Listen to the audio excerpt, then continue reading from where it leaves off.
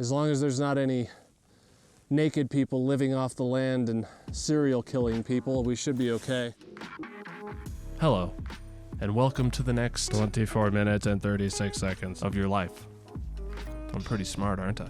With spring ramping up, this has becoming of which for that time again of today, where the galaxy of Milky Way is able to be having photos taken at it. There has to be an easier way to say that. With Lightroom's new fangled features, there's a lot of talk once again about AI noise reduction. I'm not going to test it. Maybe it's just me, but ever since I started shooting Sony, the noise hasn't really bothered me. As long as there's no serious color shift, it just sort of comes off as grain to me, and high ISO photos on the A7 IV really don't suffer from any weird color issues. At least not to my terrible colorblind eyes. But even if it did, I would still kind of prefer natural noise to the weird watercolory looking ultra smooth AI noise reduced photo. I just don't like the way it looks. I would much rather just shoot a clean foreground and blend it with my sky photo. And blue hour is the best time to take foreground images because it's blue and shit. It resembles nighttime, if edited correctly. And that's what we're doing today.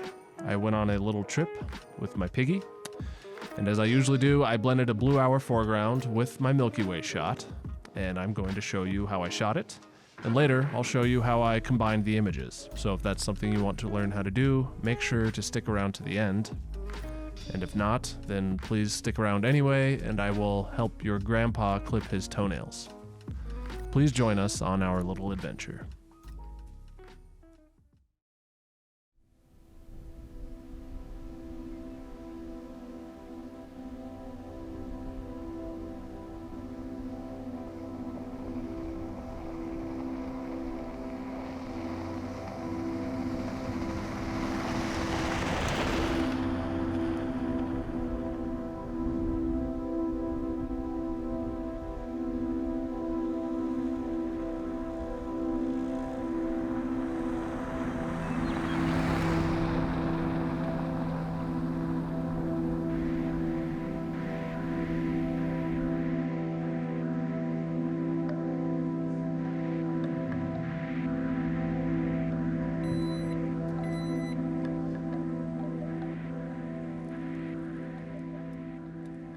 Howdy, y'all. We're out here in the Pawnee Buttes, Great Plains, Colorado. Why the fuck am I talking like that? Came all the way out here about 2 hours outside of Denver to take a shower. A meat shower. A meteor shower. Came out here to take a meteor shower, to see the meteor shower, and to shoot the Milky Way. This place is pretty cool. As I said, it's about 2 hours outside of Denver. It should be very dark skies. Sometimes you just gotta drive for a while to escape the lights. There's a lot of horse people here. It's weird. Do they not know that horses don't have wheels?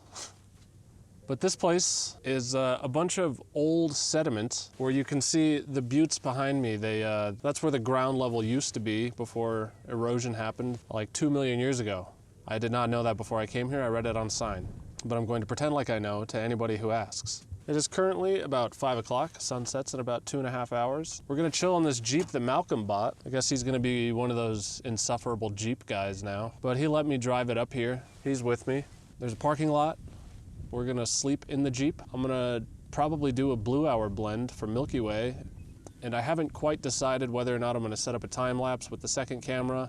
Because if I do, that means I'll have to use the Osmo for video, and under new moon, an action cam is not exactly good in low light. It looks like everybody's leaving, so I'm gonna move down to the parking lot and we'll sort of go over our accommodations for the night. So the plan is to wait around with a smelly little monster until the sun starts going down. I think this hike is actually gonna be pretty long. So the buttes are over there, obviously, but the Milky Way is gonna rise over here, which means I need to be on the other side of the buttes to capture them and the Milky Way.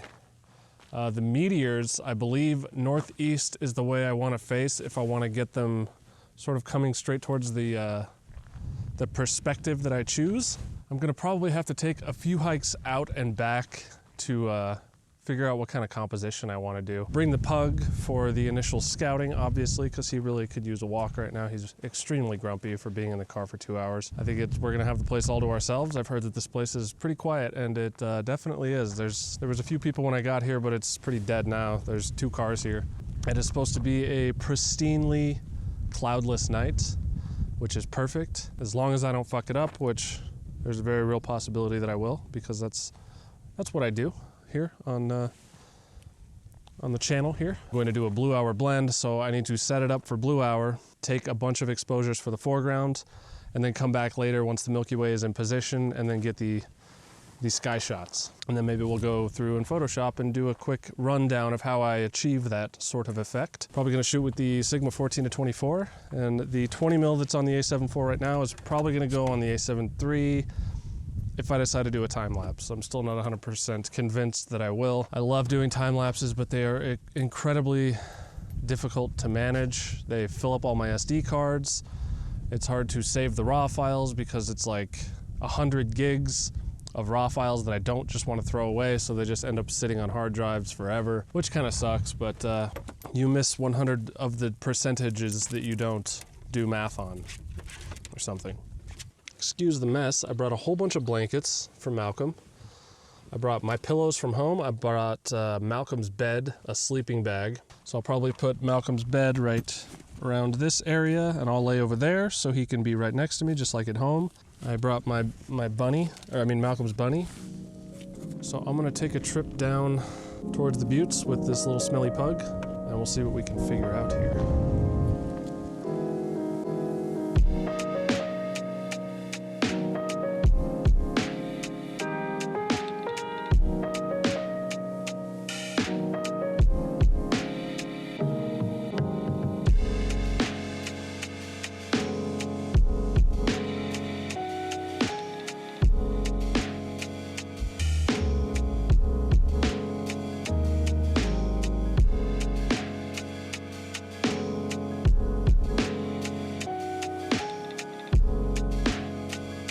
It took me longer than I'd care to admit to open that gate, and the sudden realization that it's probably made to keep very stupid animals in, like cattle. There's no shame in having a brain of a cow.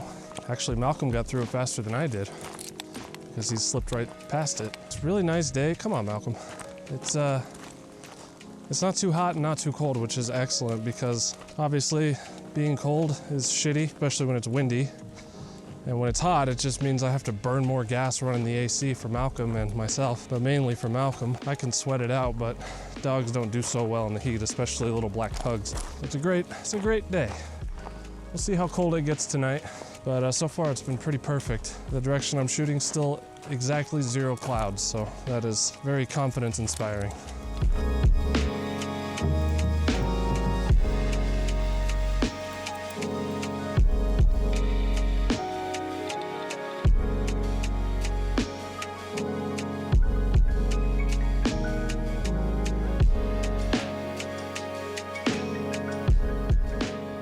Okay, I think I found a spot. It's such an incomprehensibly huge pain in the ass to shoot video and photo and walk a dog with a backpack on and no tripods. I just came out to scout first, and I actually kind of have to be in a hurry because sunset in just over an hour. Luckily, it's right off the trail, so it should be pretty easy to find my camera. We got this reaching spire over here on the right, and then another little mound over here on the left, and with the 14mm pointed up like this, the Milky Way should rise right in the middle of those two. I was getting a little bit discouraged there because so many of these peaks are so far away. I like how these 2 peaks seem to be reaching up towards the sky. And as long as PhotoPills is to be believed, I don't know if you can even see that, but the Milky Way, as long as this is calibrated, it should be rising right in between those 2 peaks at around 4 a.m. And I got a pug digging in the prairie, so that's cool. Hey, can you not do that instead? How does that sound? Sound like a good idea to you?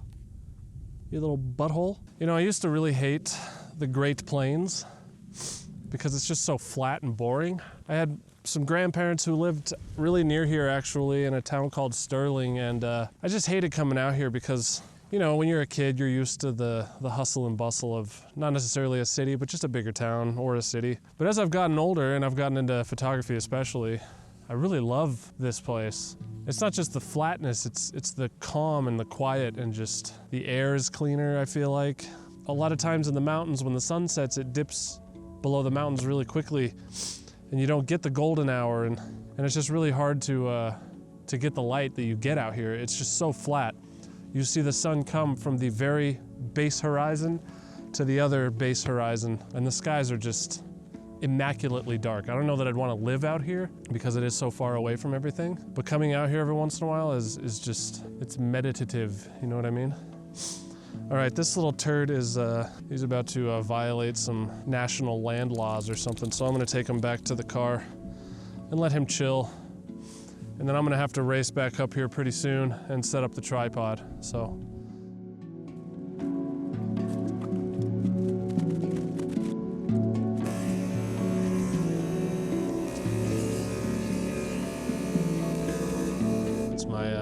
It's my mattress, and now that it's inflated to about 75 PSI, we are all good. It's a little camping pad that I got on Amazon. Thought it would be perfect for something like this. I heard from Mr. With Steve, you really shouldn't blow into these things because the moisture from your breath will coat the inside of it and it will actually ruin its insulating properties if you plan to put it on the ground or something like that. It is 6:46, the sun sets in about an hour. I might be able to grab some telephoto shots of the buttes from over here, but I realized that since northeast is gonna be probably the best way to face for the meteor shower, I might be able to do something a little bit closer to the car so I don't have to throw both of my cameras all the way on the other side of this valley. So once the sun gets a little bit lower, I'm gonna walk back over and I'm gonna set up my tripod and wait. The question now is, do I leave my A7 IV over there or my A7 III? I would like to have the superior image quality over there where there's coyotes and possibly naked serial killers. I'll probably end up leaving my A7 IV though, but we'll see. Honestly, either way, they're both so great in low light, it really doesn't matter that much.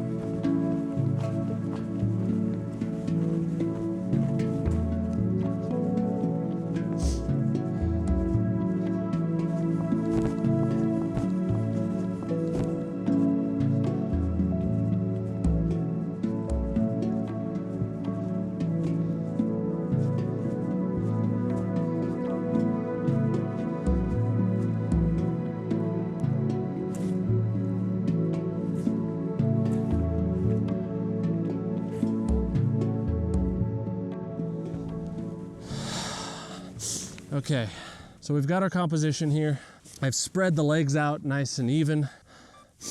The cool thing about this place is that there's only one way in and out, and I'm in that parking lot. So if anybody does decide to steal my tripod, I'll see them leaving. As long as there's not any naked people living off the land and serial killing people, we should be okay.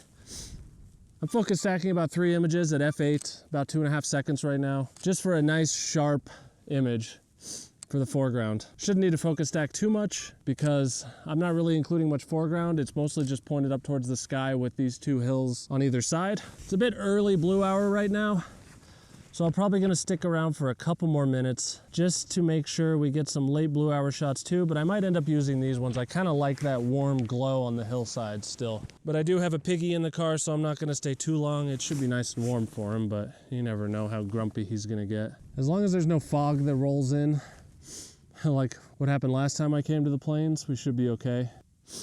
All right, that should be good. I think I'm gonna go ahead and head back. I can always cool these down in post if I need to.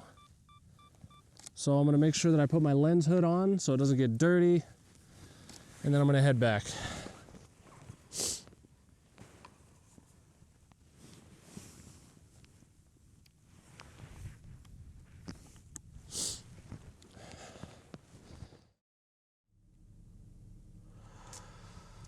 That wasn't a brutal hike, but it is still exhausting because it's very long and I had to walk it super fast. It's getting a little bit late. I'm usually in bed by now. But this is pretty goddamn comfortable if I do say so myself. Malcolm's got his little bed right here next to me. This is like almost the exact same setup we have at home. So if he can't sleep here, I don't know where he'll be able to. I've never been able to sleep in a vehicle. Hopefully the more I do this in this new car, the easier it'll be. It's just like anytime I'm at a new place, it's really hard to fall asleep. So I feel like I just need to sleep in it a lot. But I have to get up in like 5.5 hours to go get my sky shots. So I'm gonna watch the Orville. It's a really good show if you haven't seen it. And if you have and you don't like it, then shut up. I'll see you guys in a little bit.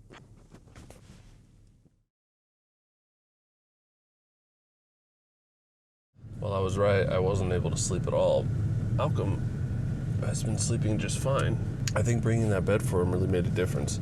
The last time I tried to go camping with him, he was just up and down all night and he would not lay down in the tent. But I wasn't comfortable. I had plenty of room, but I suck at sleeping. So I got maybe an hour of sleep. It's almost 3. So I'm gonna wander back down towards my camera. I haven't seen any meteors. It says that there's 18 per hour, but I've been watching for a little while and I haven't really seen a single one. So maybe I'm blind, or maybe I'm stupid, or maybe science is lying to us. I probably won't film the journey back to my camera because it is pitch black outside. And honestly, it would just be too much of a pain in the ass to walk with a tripod back to my tripod, and then walk with 2 tripods back from my tripod to the car. So I'm gonna wander through the dark and kick all the coyotes that come to attack me. I wandered my way back through the dark and to my tripod. Part of me kind of wishes I would have brought the second camera, but realistically, you wouldn't have seen much. But the wind wasn't blowing, and I was just so relaxed, staring up into the sky while taking sky frames, and it was honestly kind of amazing. I also left the A7 III behind anyway to do a very short time lapse. So let's take a look at it now.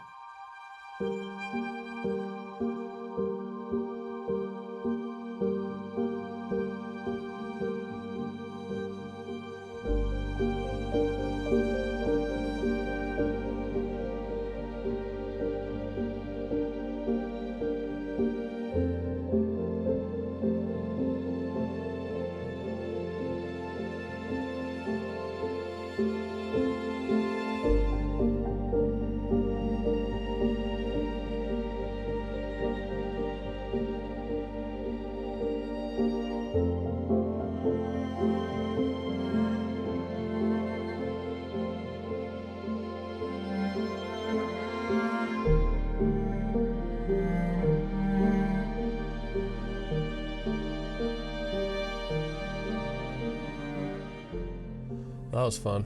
Once I got over the flat of the plains and into the little valley where my tripod was, it was not windy anymore, and it was just perfect, and I just stood there basically just staring up into the sky for like 45 minutes while my camera took some images. It's just so goddamn beautiful when you're in a dark sky and you can see literally billions of stars. It makes your anus pucker up and your balls suck deep into your stomach when you realize just how small we are. I'm hoping that I caught some meteors, but honestly, when I was staring up into the sky, I saw 0, so that's kind of a bummer. I think the meteor shower doesn't really hit its stride until the 23rd, so 6 days from now. Maybe I'm just stupid and blind, or maybe they're just not as bright as I thought they'd be. All in all, I think it was pretty successful. I got some pretty cool Milky Way shots, some really cool sunset shots too. I love the plains during sunset and sunrise because you can just see that golden light just wash over just prairie. It's so nice. And there's always windmills and stuff like that. It's a silhouette against it. So anyway, I think it's time that we head back to town. I got 2 hours of sleep. Malcolm slept pretty good, but it's gonna be a long drive, and I might just start while it's still dark so I can get there a little bit earlier. This should be pretty safe, right? I really need coffee before I start driving. I'm pretty sure these are rated for use on a leather center console.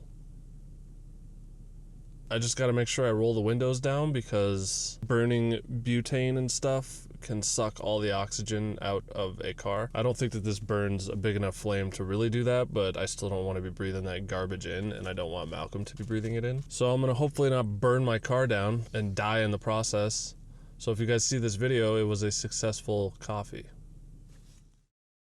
Alright, so for anybody who wanted to know how I do these blue hour blends, I'm not going to do a full edit of this photo, but I am just going to jump into Photoshop real quick and show you how I do it every single time that I do one of these blue hour blends. So as always, I'll start here in Lightroom. And the main thing that you want to do is just sort of get these two to match as close as possible so it looks like it's a believable frame. And already, since we shot it at blue hour, that's already very easy to accomplish. Blue just sort of screams nighttime. I did shoot this around dusk, so there's still a little bit of warm light on the hills here, so I'm just going to cool this down a little bit more.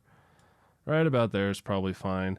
And then I'm just going to jump over to the sky frame, cool this one down a little bit too. And you can open these in reference view. I just don't really bother too much because you can still make changes in Photoshop once they're stitched. And then I'm going to darken this one down just a little bit, give it some contrast, bring these whites up, just to make that sky pop a little bit more before we pull it into Photoshop. So now let's just go ahead and grab both of these, edit in, open as layers in Photoshop. Honestly, it has never been easier to do this in Photoshop with all these AI tools that are here now. So first things first, we're going to select both layers down here, go up to Edit, Auto Align Layers.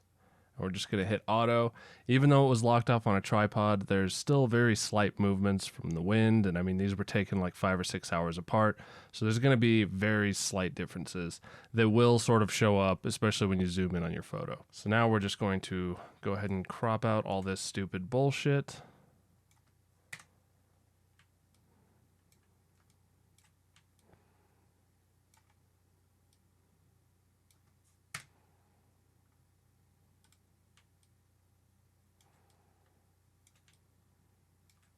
There we go. Now these are nice and lined up. So watch how easy this is. We're just going to go up to select sky. It's going to make a perfect selection of the sky area. And this is a very easy one because it's just rock and flat horizon. If you had some trees poking up, it might do a slightly worse job. And then you can go in and do select and mask, and you'll have to brush in. It's actually still very easy, but it is just another step. So if you do have trees poking up into your sky, I suggest looking up select and mask on YouTube. It's still very easy to do. But now that we have our sky selection, I'm just going to go ahead and save it. I'm just going to call it Sky 1.